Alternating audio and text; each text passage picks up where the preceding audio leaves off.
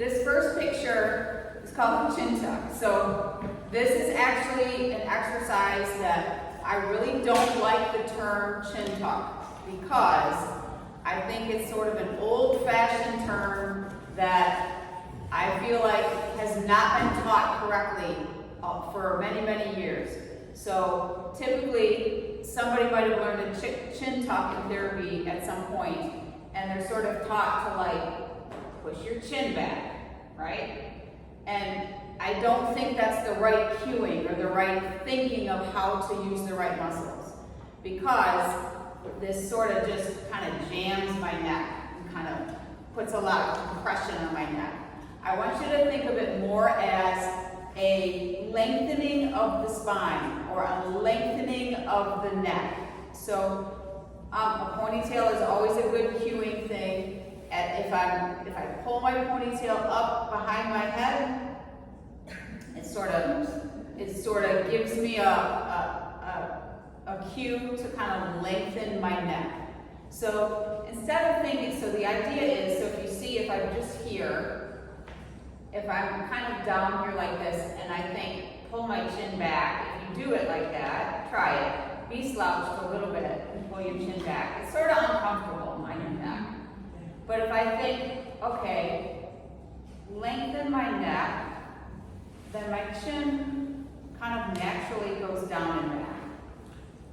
Okay? So the chin does go down, it does get tucked, but it's not leading the action. My lengthening my neck is leading the action. So that's all this is. It's thinking about lengthening the neck and making sure your chin is down and eyes are level. That's all this exercise is. Okay? The second one, so if you, once you sort of lengthen your neck and there's still room for your chin to go back, you can pull your chin back a little bit.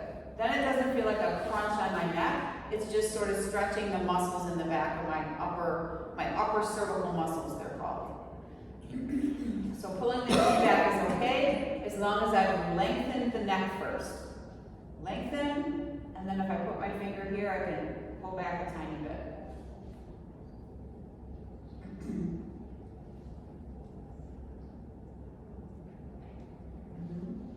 And you already should feel like you're sort of sitting taller. Okay? The second one is a scap squeeze. Okay, so your scapula sit on the back of your upper back.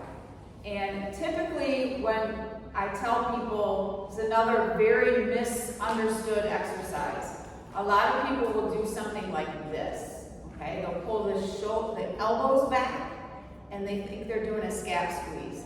Well, they're doing an elbow squeeze. So I want you to think of it more as you're actually, this is the scapula, your shoulder blades on the back of your upper back, they're just coming down and together.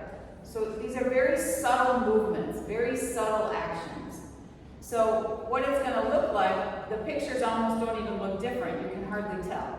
Because all it really is it's going from this position to this position.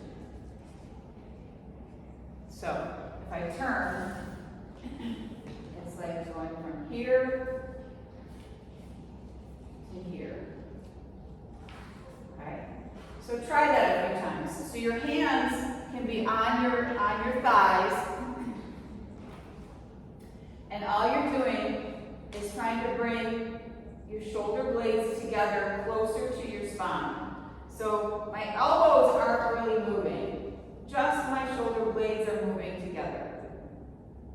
And then relax them, then squeeze them again together, and relax, and squeeze, and relax, and squeeze. All right, keep going. I want to see.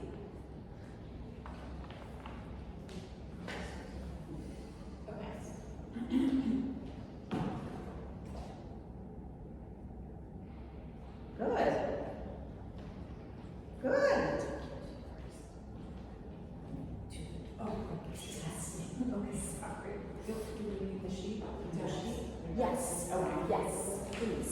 it, that'd be great. There you go. Perfect. We need a test sheet, John. You need a test sheet from last week. Okay.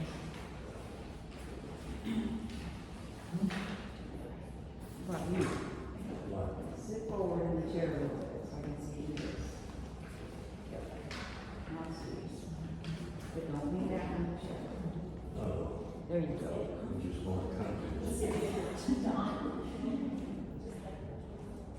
It almost seems like you're pulling the under neck out straight too. I mean, you know. Yeah, so when you do that, you're actually lengthening the muscles in the back of the neck, because you usually, you know, when we sort of get lazy and we're like relaxing, we end up here a little bit, and that shortens these muscles and the joints. There's joints under those muscles too, your spinal joints. So once we lengthen them out, it can definitely feel like you're stretching those muscles and stretching, there's joints in there that you can be stretching too. And that's good, because when we go like this, it actually compresses those joints and causes a lot of compression in the joints there.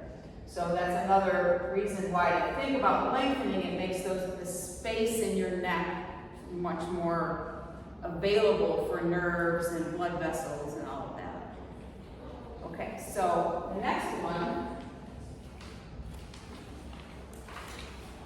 Okay, hamstring stretches. So the way the hamstrings affects the posture, so typically if someone has tighter hamstrings, it tends to pull your body down this way, right? So if I kind of have this forward shoulder thing and tight hamstrings, then I end up looking like this kind of posture, right? So what we just did was lengthen the neck, you squeeze the shoulder blades, and I'm already correcting some of that. So you see how when I said originally, perfect alignment would be ear, shoulder, hip, knee, ankle. So if I'm here, you can see how that's not connected, right? But then if I think long neck, chin tuck, shoulder blade squeeze, then I've already corrected some of it. Okay? So now hamstring tightness tends to pull us this way. And when we're walking, if we have a lot of hamstring tightness when we're walking, it tends to pull you this way too, because when we take a stride, you need length in your hamstring. And if we don't have it, it'll pull your pelvis under like this, and then you end up like that. So, just to lengthen the hamstring, if you could just be sitting and you stick one leg out in front of you. The trickiest part, or the part that people get wrong on this one, is usually they might be trying to stretch the hamstrings like this, which is not really stretching the hamstrings. I mean, it's okay, it's not going to hurt you, it's okay to move that way, but in order to really stretch the hamstrings, which go from your sit bone, which you're sitting on, and they come down all the way below the knee. So to actually stretch those, you kind of have to feel like you're sticking your butt back behind you. So if I sit here with my knee, there's a little bend in the knee, just because it feels a little bit more gentle that way.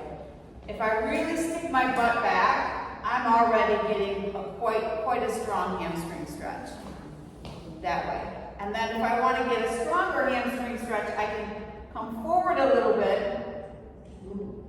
Yeah. But what you want to do is kind of aim forward with your belly button, not with your shoulders and your chest, because that's not really stretching the hamstring. If I stick my butt back, so butt goes back, belly button comes forward, then that's about as far as I can go. That's a really isolated hamstring stretch. Yeah.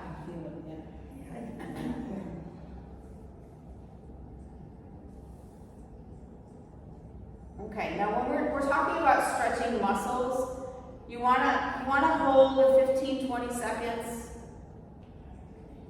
These two are more like movement re-education kind of exercises, so you want to kind of do some repetition. This one is more of I'm stretching the muscle to try to get it to lengthen a little bit.